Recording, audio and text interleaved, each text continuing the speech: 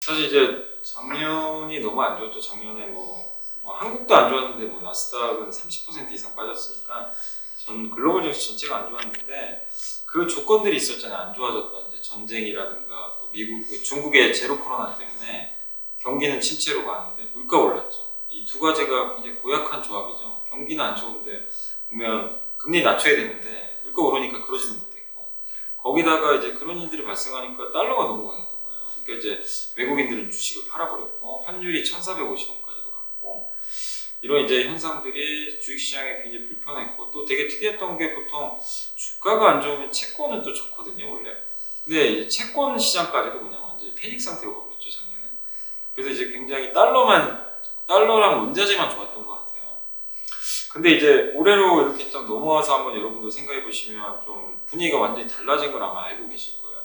일단은 물가가 꺾였죠. 실제 작년 6월에 9%에서 미국이 현재 6%대까지 떨어져 있고 거기다가 지금 미국의 기준금리 물론 올라가지만 지금 아직까지 금리 인상이 끝난 건 아니거든요. 근데 미국의 지금 시중금리를 보면 2년물 금리도 지금 4%한 초반 정도까지 떨어져 있고 미국의 10년물 금리도 한 3%대 이제 중반 밑으로 좀 떨어져 있는데 결국에 이 미국의 시중 금리들도 굉장히 작년에 높았거든요. 근데 이런 것들이 지금 고점을 찍고 다 꺾이고 있어요, 실제. 또 거기다 환율 많이 떨어졌죠. 지금 달러가 많이 떨어졌거든요. 그리고 또 한 가지가 그런 이제 그 뭐 강달러 뭐 아니면은 고금리, 고물가가 뭐 끝난 건 아닌데 이 강도가 낮아진 상태에서 이 경기에 대한 좀 우려감은 분명히 있어요. 있는데 작년과 달라진 건 이제 중국이 드디어 본격 부활을 해요. 작년과 이게 이제 최대 차이점은 이거 같아요. 작년에 중국이 억눌렸죠. 제로 코로나 때문에. 근데 이유가 어찌됐건 우리 생각보다 빨리 중국이 좀 풀리고 있어요. 그러면 3월 4일 날 중국의 전인대가 열립니다. 이제 그때 새로운 지도부가 나와서 경제 정책을 발표할 거예요. 그러면 누가 봐도 지금 소비 부양할 것 같은데 그럼 중국 경제는 이제 2분기부터 굉장한 고성장을 할 수가 있거든요. 이거는 뭐 미국에도 플러스가 되겠지만 당연히 한국에는 더 플러스가 되겠죠. 중국이 살아나니까. 그래서 이런 것들을 본다면 올해 증시가 당연히 작년보다 나쁠 이유는 전혀 없는 거죠. 지금 현재 상황만 봐도. 그래서 어느 레벨까지는 회복될지 모르지만 지난 한국 같은 경우는 21년 7월부터 증시가 빠졌거든요. 꽤 오래됐어요. 근데 그런 약세장은 이제 완전히 끝난 거 아닌가. 약세장. 그러니까 여기서 뭐 얼마로 오를지는 그건 두고 볼 문제고 차후 문제고 일단 약세장이 끝내야 뭐 그 다음을 우리가 보는 건데 저희 당사에서도 그렇게 보거든요. 저희 리서치 센터에서도 일단 적어도 약세장은 끝난 것 같다. 이런 좀 기조인데 그 의미는 아까 말씀드린 이런 이유들 때문에 적어도 이제 하락장은 좀 끝나간다. 이렇게 좀 생각을 하고 있습니다. 저는 개인적으로 한 5%에서 끝나지 않을까.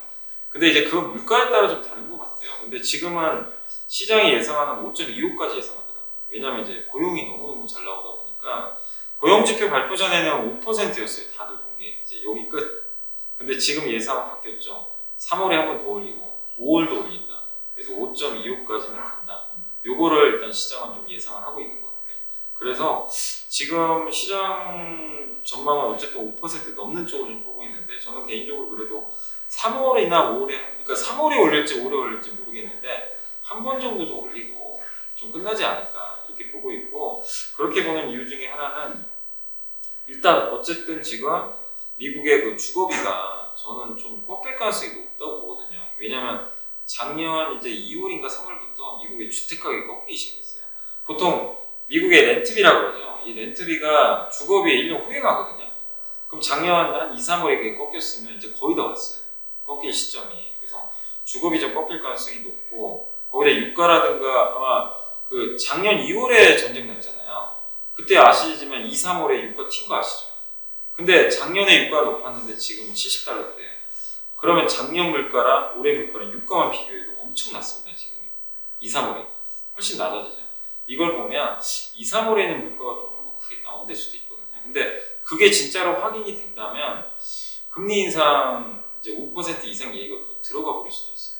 그래서 저는 이제 작년에 그런 이제 너무 높았던 물가 그리고 올해 6월 되면요 물가 더 낮아질 것 같아요. 왜냐하면 작년에 미국 물가 제일 높았던 시기가 6월입니다. 6월에 9.1이었어요. 작년과 올해 비교하는 거잖아요, 물가를. 작년에 9.1이면 일단 여기서 높게씩 출발을 해요. 그러면 자연적으로 올해 물가가 6월에는 당연히 낮을 수밖에 없어요. 그러니까 이런 걸 종합한다면 연준이 그냥 뭐 계속 연달아 올리는 것보다는 3월에 끝을 낼지 5월에 끝을 낼지 모르지만 어쨌든 한 5% 내외에서 좀 끝나지 않을까 이렇게 전망을 일단 하고는 있습니다.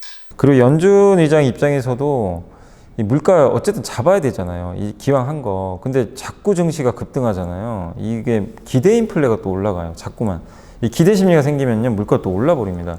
그래서 제 생각엔 분명히 의도적으로라도 중간중간 누르는 발언들을 또 세게 할 가능성도 있어요. 그럴 때 한번 흔들릴 거예요. 그래서 기조 자체가 바뀐 건 아니지만 의도적인 그런 멘트들이 나와서 증시가 한번 급락할 때, 그럴 때 타이밍을 노려보시는 게 좋다. 근데 지금은 너무 기대감만 가지고 많이 오른 거니까 기술주 랠리에 뒤늦게 동참하는 건 저는 아니다 말씀드리고 싶고, 근데 기술주의 전체적인 이 강세 흐름이 당장 뭐 끝나거나 뭐 작년에 한번 오르다가 막 망가지고 있잖아요. 이런 건 아닌 것 같아요. 근데 기술주들은 어쨌든 상반기에 좀 강할 것 같긴 한데, 일단 금리 인하라는 기대감이 있기 때문에 올라가는 거거든요, 기본적으로.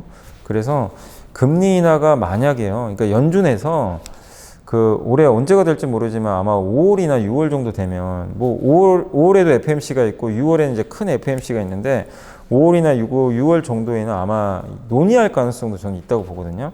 하반기에 한번 할지 안 할지를. 그 논의를 해서 만약에 그게 긍정적인 멘트가 나온다면 그때가 기술주 꼭지 같아요.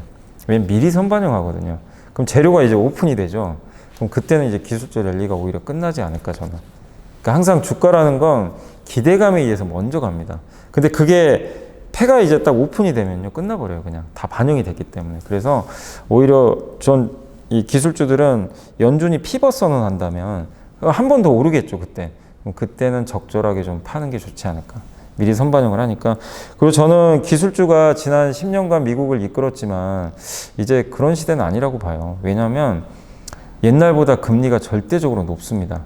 여기서 금리 0.25% 낮춰봐야 4.75예요. 옛날에 1% 제로금리랑은 비교가 안 되는 금리입니다. 낮춘다고 해도.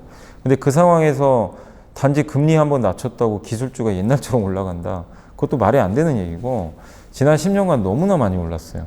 좀 약간 이제 약간 고평가에 대한 부담도 있고, 그리고 기술주 빅테크끼리 경쟁도 치열해요. 지금 올라가는 거는 워낙 빠지대다가 금리 인하 기대로 올라가는 거지 구조적 성장을 기대하고 올라가는 장이 아니에요.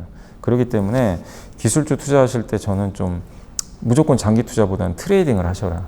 어느 정도 빠지면 들어갔다가 수익이 한 뭐 20-30% 나면 또 정리하고 나오시고, 옛날 10년에 그러니까 10년 동안 이어진 그 긴 사이클 때문에 야, 미국 주식은 그냥 폭락할 때 사서 묻어두면 무조건 돈 벌어, 이거는 저는 끝났다고 봐요. 지금 올라가는 거는 워낙 빠지대다가 금리 인하 기대로 올라가는 거지 구조적 성장을 기대하고 올라가는 장이 아니에요.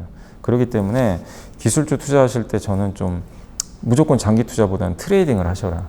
어느 정도 빠지면 들어갔다가 수익이 한 뭐 20-30% 나면 또 정리하고 나오시고, 옛날 10년에 그러니까 10년 동안 이어진 그 긴 사이클 때문에 야, 미국 주식은 그냥 폭락할 때 사서 묻어두면 무조건 돈 벌어, 이거는 저는 끝났다고 봐요.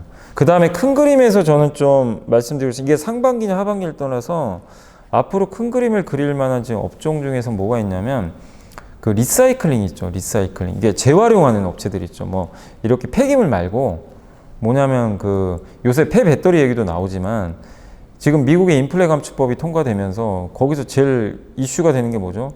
야, 미국에서 배터리 만들어, 이거잖아요. 만들고 배터리 만드는 소재 광물 다 미국 거 써, 이거예요. 사실은 미국 내에서 해라, 중국 거 쓰지 말란 얘기입니다. 그래서 광물도 중국 거 이제 안 쓰려고 지금 노력을 하잖아요. 그래서 포스코홀딩스가 저기 아르헨티나에 염호 해가지고 한국에서 정제해가지고 미국으로 보내고 이런 보조금 받거든요. 중국을 배제하는 건데 3월 14일 날요, 그날도 주목을 해보세요. 유럽에서 원자재법이 나와요. 미국의 인플레 감축법하고 좀 비슷할 것 같아요. 뭐냐면 유럽에서 배터리 만들거나 이럴 때 유럽 내에서 생산을 하라는 거죠. 뭐 리튬이든 뭐가 됐건 간에 일정 비중은 유럽 내에서 만들어, 이거거든요. 이것도 비슷해요. 중국이 거의 다 독식하잖아요. 중국 비중을 줄이고 유럽 내에서 생산을 좀 늘리겠다라는, 미국 인플레 감축법 비슷한데, 근데 유럽은 미국보다 좀 더 열악한 게 그런 시설들이 별로 없어요. 뭐 정제 시설 이런 게.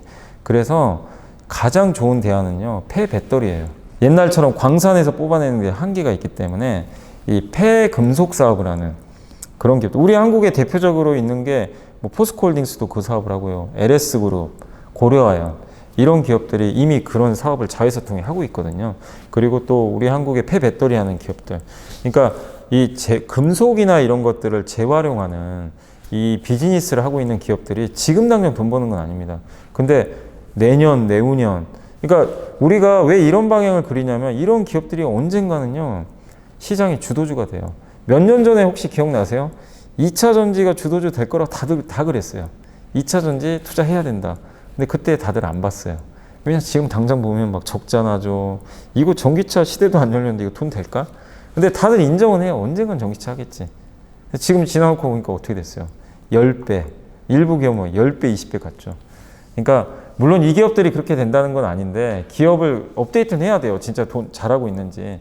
그렇지만 이런 산업의 방향도 한번 꼭 고민을 하시고 그런 쪽에 우리가 투자를 해야지 이런 산업을 투자하면 안 되잖아요. 꺾이는 거. 그래서 그 재활용까지 한번 좀 말씀을 드려보도록 하겠습니다.